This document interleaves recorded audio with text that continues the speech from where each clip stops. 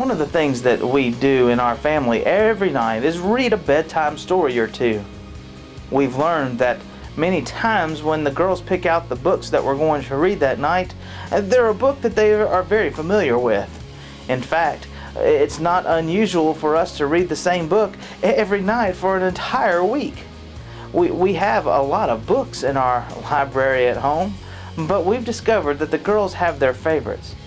And I've discovered that every time that I read one of those books, I seem to discover something new in the story. Something that I might have missed the time before.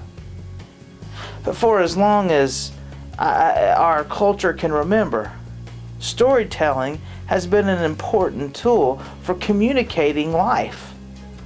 Ever since the beginning, people have been telling stories. In fact, if we look at our Bible, that contains all of our teachings that are necessary to learn about being a Christ follower, it's full of stories. Stories that have been passed down from generation to generation.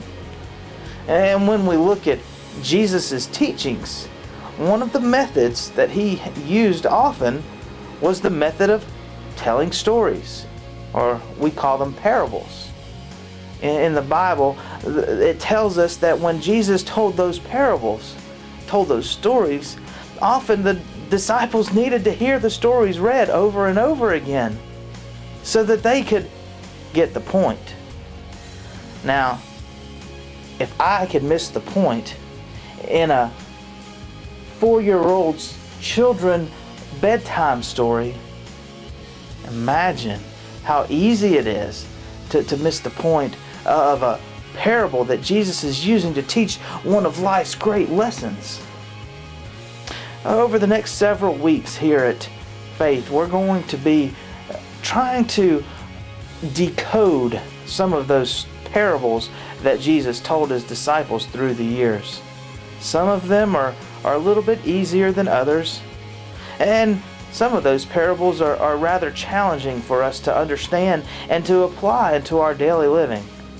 So over the next several weeks, we're going to try to uncover some of the secret codes in these parables and learn how to apply them in our lives. I hope that you'll join us as we take a look into the art of Jesus' storytelling.